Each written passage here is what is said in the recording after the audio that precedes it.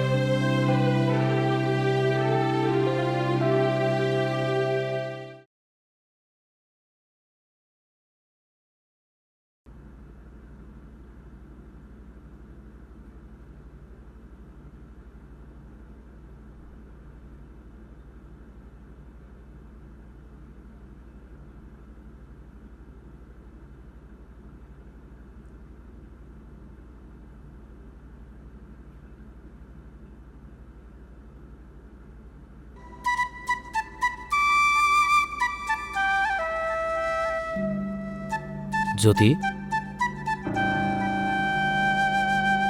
any problem?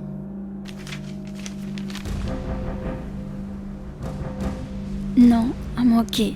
भन न केही त प्रब्लम छ टेल मी भने त केही प्रब्लम छैन मसँग किन झुट बोल्छौ ह तिम्रो प्रब्लम के हो आई स्वेयर मलाई केही प्रब्लम छैन केही प्रब्लम छैन केही पनि प्रब्लम छैन ए केही प्रब्लम यही होइन तिम्रो प्रब्लम यही होइन तिम्रो प्रब्लम यही होइन तिम्रो प्रब्लम यही होइन तिम्रो प्रब्लम यही होइन तिम्रो प्रब्लम यही होइन तिम्रो प्रब्लम यही होइन के होइन ए यो के होइन यो के होइन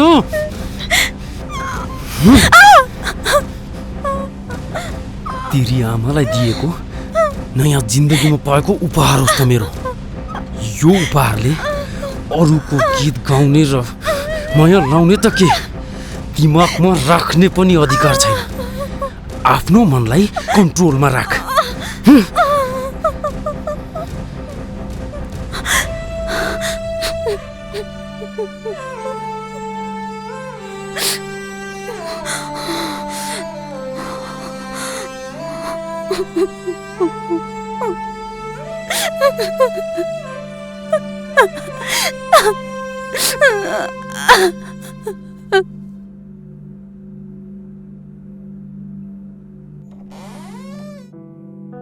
तेरो पिरले मलाई पनि बाँच्न गाह्रो भइसक्यो बाँच्नलाई त्यही एउटा अफिस छ त्यो पनि गयो भने के गर्छस् कति पिरोल्छस् त मलाई भो चिन्ता लिन छोड्दे म तँलाई जसरी पनि बाहिर पठाउँछु तर बिन्ती छ हेर भाइ पहिला चाहिँ निस्किनुपर्छ बाहिर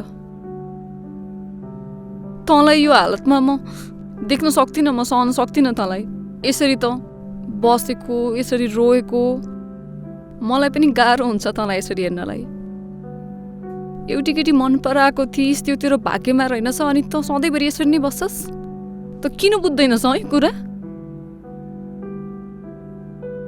त नर्मल हालतमा भएको हेर्न मन छ मलाई अरू केही चाहिएको छैन दिदी भाइ मजाले हाँसी हाँसी बसौँला अनि त जहाँ भन्छस् जुन देश भन्छस् नि म त्यही पठाइदिन्छु के तँलाई त मसँग बस्नु पनि पर्दैन तँलाई छोडेर कहीँ जान्न मलाई त बिहे गरेर पठाइदिन्छु भन्थिस् त पठाउँदिन कहीँ पठाउँदिन तर त मसँग अलग हुन्छु भन्न पाउँदिनस्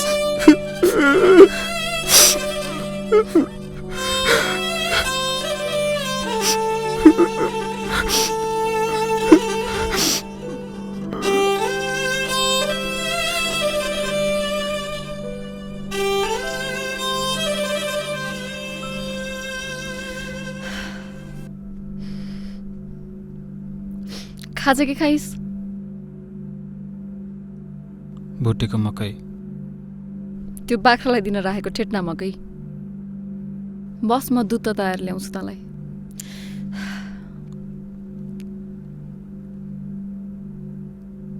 गफ दिएको फत्याली।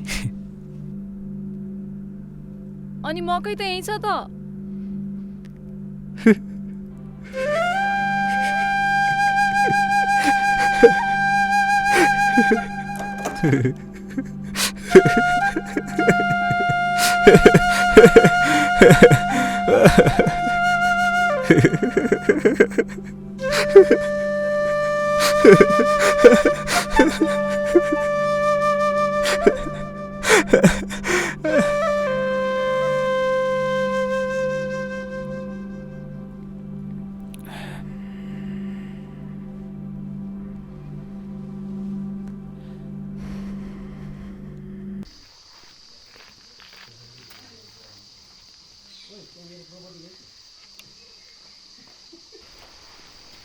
यस्तो बेलामा अमिलो खानु भएन नि त।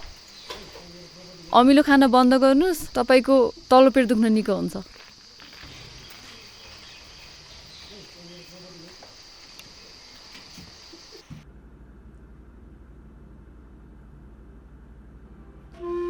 नमस्ते। नमस्ते।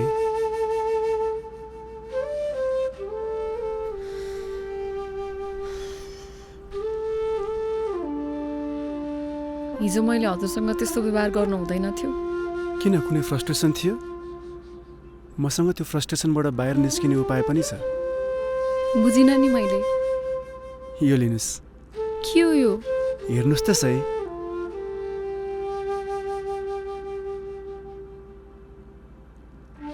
मसँग त्यही 5 लाख रुपियाँ मात्रै थियो। अब बाँकी तपाईँ हामी मिलेर खोजौँला। तपाईँले सके फर्काउनुहोस्, नसके हराए भन्ठानु होला। यो तपाईँले के गर्नुभएको? मैले त रिसमा पो भनेको थिएँ त। रिस थियो त्यो? मैले त साँच्ची भन्ठानेको। फेरि पनि भन्छु है, पैसाको आवश्यकता छ भने राख्नुहोस्, नपुगेको तपाईँ हामी मिलेर खोजौँला।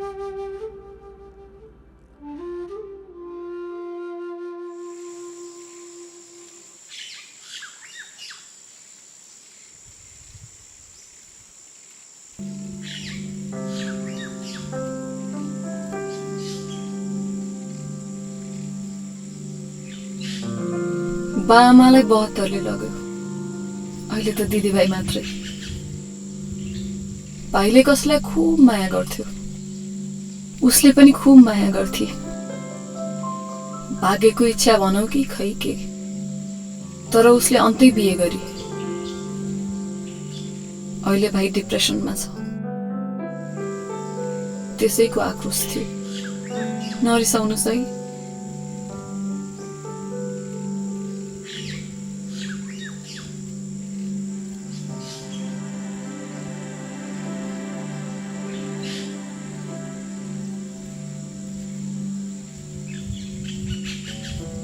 I'm sorry. Sorry. समाउनुहोस् न। हजुर? तपाईँलाई हल्का हुन्छ भने हात समाउनुहोस्।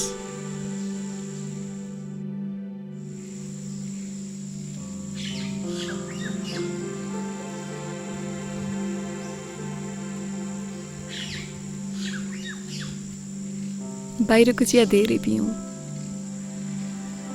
कुनै दिन घरमै आउनुहोस्, घरकै चिया पिउँला। साइला दाइले जस्तो मिठो त बनाउँदिनँ, तर नमिठो पनि बनाउँदिनँ। अहिले जान्छु है।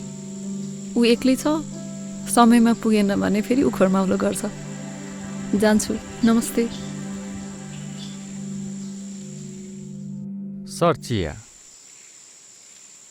चिया चिया पिउने त जानुभयो त। अब के गर्नुहुन्छ? दुईटै चिया हजुरले पिए भइगयो नि। तपाईँ पनि गडबड गर्नुहुन्छ। यसो गर्नुहोस्, यो 2 कप चिया अरू कसैलाई खुवाउनुहोस् र मेरै खातामा लेखिदिनुहोस्। एउटा त खानु सर। नपिउ होला, सँगै बसेर पिउँदा जुन मिठास आउँछ त्यो एक्लै कहाँ आउनु। जानुहोस्। अब त उसकै हातको चिया पिउने हो। तपाईँलाई हल्का हुन्छ भने हात समाउनुहोस्।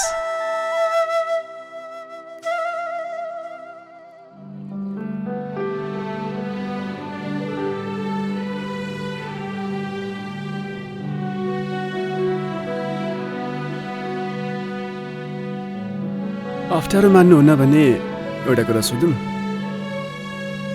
तपाईँको अनुहारको असली चमक नदेखेको पनि धेरै दिन भयो।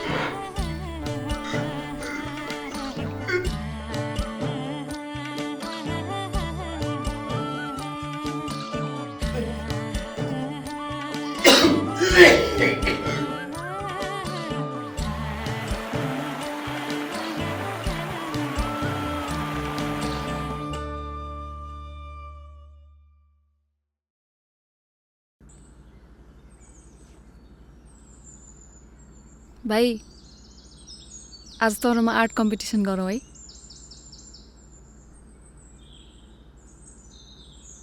ल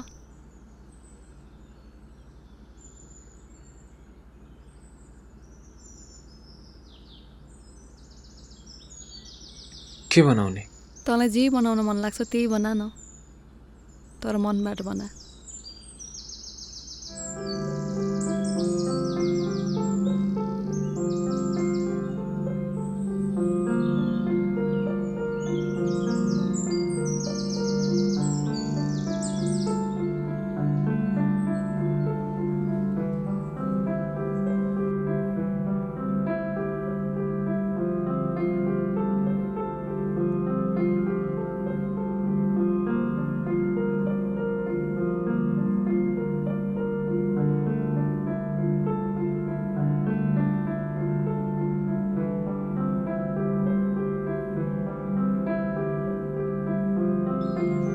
बनाइस खै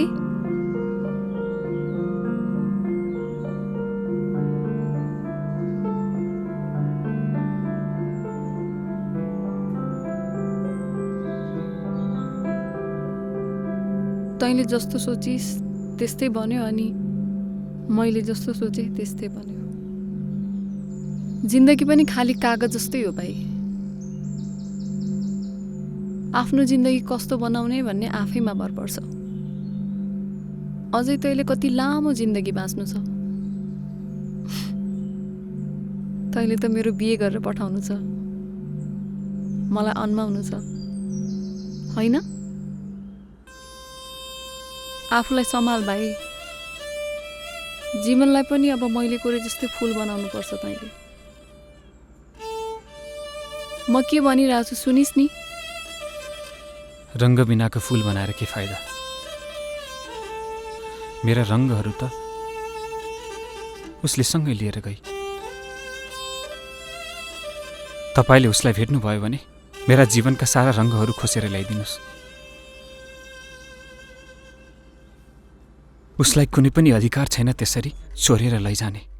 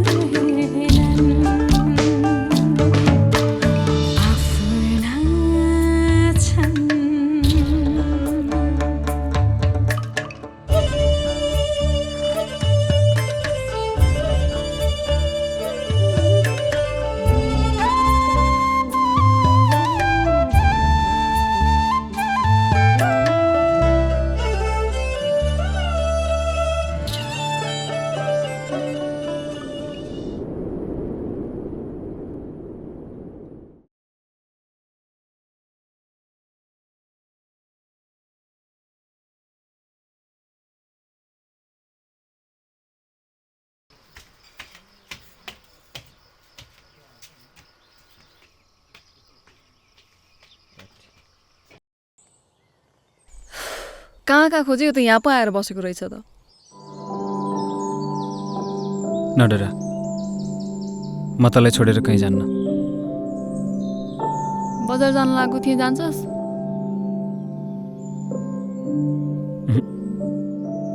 के ल्याइदिउँ तँलाई खाना पकाएर राखिदिएको छु भोक लागेपछि खा है म गएँ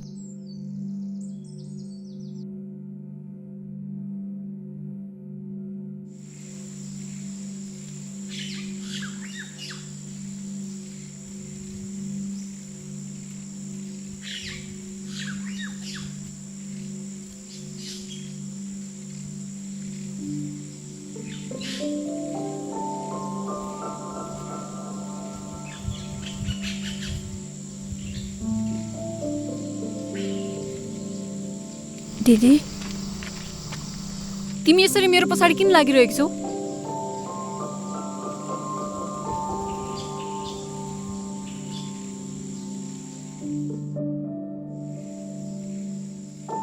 एकपटक भेट गराइदिनुहोस् न प्लिज यसै पनि ऊ डिस्टर्ब छ अझै कहाँ पुर्याउने मन छ तिमीलाई उसँग भेटेर माफी माग्नु मन छ प्लिज दिदी हुन्छ म सुनाइदिउँला होइन म आफै भेट्छु